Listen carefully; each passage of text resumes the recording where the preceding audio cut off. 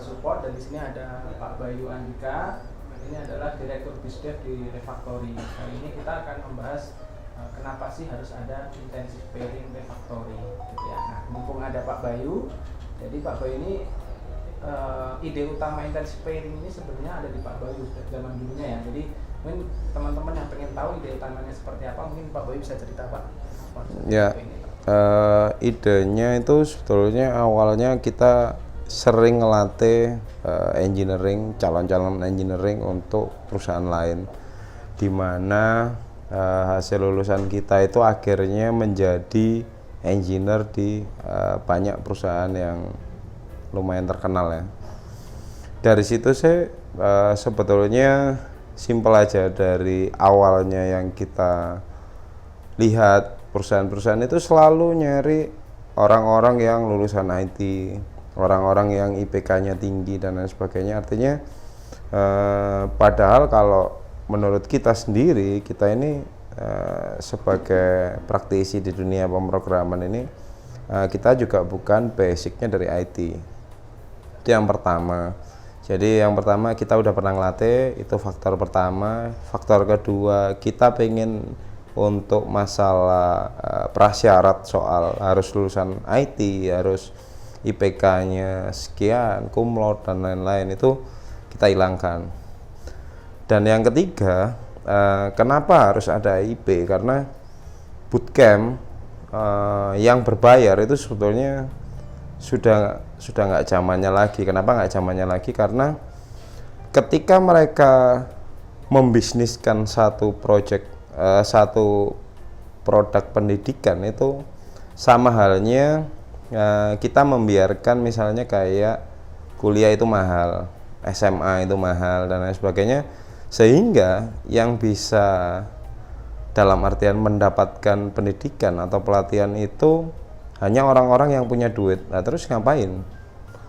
Sementara kita pengen bahwa kenapa IP ini gratis, karena utamanya itu aku kepingin bahwa semua orang itu bisa ada potensi untuk masuk ke areal pendidikan sebagai calon programmer. Jadi barier yang pertama itu kita udah bisa, udah pernah dan sering banget melakukan. Yang kedua, kita pengen menghilangkan barier dari sisi administratif yang bisa dibilang harus lulusan A, B, C terus dan nilainya gimana-gimana itu. Yang ketiga, soal biaya. Karena bootcamp di luar sana mungkin selalu menghitung biaya untuk satu pendidikan ini. Kalau menurutku itu nggak bisa dijangkau banyak orang ya. Paling itu hanya 5%, 10%, dan belum tentu orang yang dilatih tadi itu istilahnya punya kemampuan untuk berupaya menjadi seorang programming atau programmer, atau mengikuti pelatihan kita itu sampai benar-benar dia jadi programmer beneran. Lah, itu tiga poin utama sih sebetulnya pemikiranku. Tapi pasti orang-orang nanya bahwa kenapa bisa gratis? Itu pertanyaan yo sebetulnya simpel aja sih aku jawabnya. Ya karena aku ngelatih ini tadi, dari hasil latihanmu sebagai programmer itu aku bisa jual hasil apa yang kamu jadikan bahan pembelajaranmu. Kenapa bisa gitu? Karena kita udah punya sistem bahwa kita ada kayak semacam dari beberapa tahun terakhir kita praktek development itu, bahwa programming itu kita hanya kayak merangkaikan kode yang udah kita review sehingga itu cocok dengan requirement klien. Artinya siapapun yang ngerjakan itu enggak problem. Yang problem itu adalah standardization, terus kesesuaian dengan spek dan lain-lain. Berarti dari produk yang tak bikin, yang dimana di situ memang front facingnya hanya ada PM dan tech lead, di situ ada potensi bahwa untuk sarana pembelajaran IP itu nanti bisa tak combine beberapa IP untuk tak jadikan satu produk untuk achieving goal dari klien refactory, sehingga kita bisa dapat duit dari itu, dan balik lagi duit itu kita investkan ke areal pendidikan itu, dimana dia bisa dapat makan 2 kali sehari atau tambah sarapan kalau sekarang. Karena kita beranggapan kalau misalnya orang itu nggak punya duit tapi dia pengen belajar dan mau berusaha dengan keras di refactory, mereka pasti bisa makan di sini 3 kali sehari. Mereka dapat tempat tinggal. Ada beberapa orang yang menyangka bahwa kayak tempat tinggalnya itu mungkin beda ya dengan kehidupan mereka sebelumnya. Cuma dari situ kita banyak dapat pelajaran bahwa ada beberapa syarat-syarat yang dulunya kita biarkan, kita kurangin kan. Artinya kita pengen lebih tepat sasaran, bahwa orang yang nggak dapat kesempatan di luar sana tapi punya tekad yang kuat, yaitu yang kita akomodir di dalam IP ini. Seperti itu sih. Siap-siap. Nah, tadi Pak Boy sempat menyebutkan dari pertama itu nggak perlu lulusan IT ya Pak ya, nggak perlu kuliah, maksudnya lulus S1, D3 dan sebagainya. Yang di sini paling nggak nyambung Pak, yang pernah ada di sini engineer itu Pak. Perawat kayaknya ada Pak. Perawat dulu juga ada. Akuntansi itu mungkin masih nyambung dikit-dikit ya, karena dia pengolahan data. Perikanan ya. Perikanan, atau dulu itu pernah ada yang awalnya itu kalau nggak salah hukum. Ya, jadi anak hukum tapi tahu-tahu bisa ke pemrograman, atau SMK. SMK ya benar. Atau SMA juga ada Pak ya. Atau SMA iya. SMA ada. SMA kan nggak ada basic IT juga. Ya. SMA dan sebagainya. Nah, sebenarnya dari teman-teman yang memang pengen switch karir nih Pak, dari di luar lingkup IT ataupun sebenarnya kuliah aja, biasanya ketika lulus itu mereka belum punya skill yang mumpuni kan Pak. Nah, sebenarnya untuk lulus bisa join IP ini, faktor paling utama menurut Pak Boy apa Pak? Selain tadi ya passion, kemauan dan sebagainya Pak. Ya, kalau berdasarkan pengalaman kita, pendidikan seseorang, background pendidikan entah dia S1, S2 atau S3, atau bahkan mungkin mereka bisa jadi pernah ngoding ya dalam tanda petik, entah itu bersama perusahaan-perusahaan startup di luar sana, atau misalnya dia kayak freelance. Kalau freelance sih aku masih ada sedikit chance bahwa dia bakalan bisa berhasil ketika dia bisa maintain klien freelance-nya tadi. Tapi balik lagi dari pengalaman yang kita sudah jalani itu ya lumayan sulit lah, lumayan sulit. Dan itu juga jadi pemikiranku bahwa kamu nggak perlu maintain klien untuk dapat various project. Karena apa? Karena di refactory projectnya udah banyak banget. Sementara key faktor untuk suksesnya seorang programmer adalah dia harus bisa mengerjakan berbagai macam project. Nah, di situ. Jadi bukan dummy project, tapi project beneran. Itu salah satu success key sebagai seorang programmer. Jadi ibaratnya kalau orang itu anggap aja sopir, kamu bisa nyopir mobil matic, manual, mobil kecil, mobil gede, bus, truk dan lain sebagainya. Itu dari apa yang udah pernah kamu coba. Lah di sini itu playground yang sangat menantang dan banyak banget variasi proyeknya. Jadi faktor penentunya bukan dari pendidikan, itu benar. Yang kedua dari keberanian untuk mencoba hal-hal baru.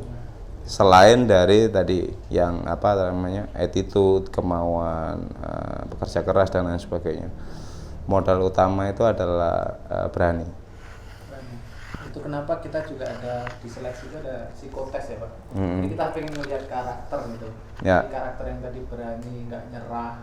Apa Pak? Pak ini curiosity ya Pak ya. Jadi ya. Penasaran gitu. Rasa penasaran yang tinggi. Nah ya kayak gitu. Jadi malah faktor itu yang perlu kita gali lebih dalam.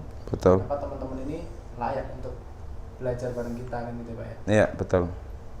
Oke, terus apa lagi? Teman kita apa ya? Masih ada waktu 5 menit lagi.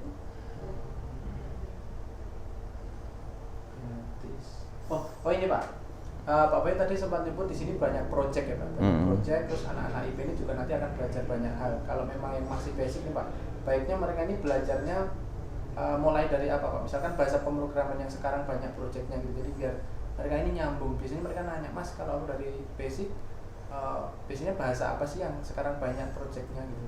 Ya, kalau itu berarti dia orientasinya lebih ke arah dia sendiri. Padahal bukan. Kalau belajar itu oke, kita harus stay update. Tapi yang paling penting dari belajar itu kita harus ngikutin alur ya. Lah, alur di sini itu sebetulnya kita create dari masing-masing grup yang ada di engineering manager maupun di tech lead. Itu mereka harus bisa membuat orang itu adaptif. Jadi bukan biasanya paling enak belajar apa dulu. Kalau itu iya jelas jawaban utama fundamental. Fundamental itu apa? Berarti gini, sebagai engineer kamu nggak mungkin kerja sendiri. Kamu berarti perlu kerja tim. Kerja tim itu yang dibutuhkan kamu punya pengetahuan soal Git atau versioning system. Itu yang pertama. Terus yang kedua, kemampuan kamu untuk mentranslate satu tiket itu menjadi goals untuk pekerjaanmu. Jadi tiket itu pasti ada yang namanya deskripsi. Di tiket itu ada acceptance kriteria, di tiket itu ada potongan dari desain yang diinginkan, di tiket itu ada gimana caranya alur dari tiket itu menjelaskan flow yang ada di aplikasi. Lah kamu harus bisa translate itu menjadi kode yang kamu buat itu supaya kamu bisa. Lah dari inti yang dipelajari tadi, apapun proyeknya, apapun bahasanya, sebetulnya hampir mirip. Jadi kenapa harus berani ya itu tadi. Berani nyoba, mau suruh ngerjain apa aja harus berani, yang supaya kamu dapat intisarinya apa sih programming itu. Di situ sih. Oke. Jadi jangan ngomong aku bisa golang, yo. Golang yang kamu maksud apa? Golangnya itu sebelah mananya.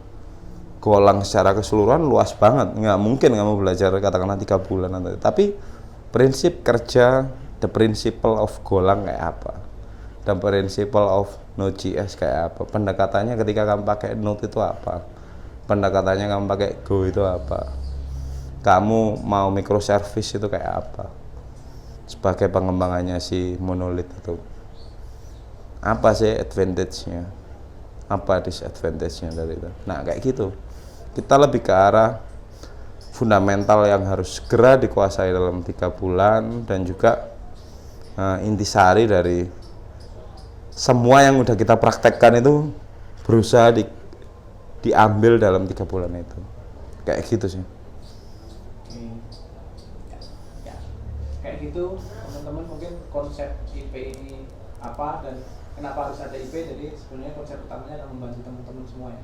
Untuk belajar, intinya gitu Pak, untuk belajar, untuk berkembang. Kita di sini ada playground buat kalian, berkembang, belajar banyak hal gitu ya.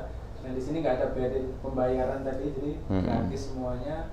Bahkan background juga kita nggak ngeliat, tapi yang penting yaitu semangat belajarnya itu mau belajar apa aja gitu ya. Siap untuk belajar macam-macam, dan tadi soft skillnya ya. Jadi kenapa kita tes psikotes ya itu curiosity, ketahanan, keuletan teman-teman gitu.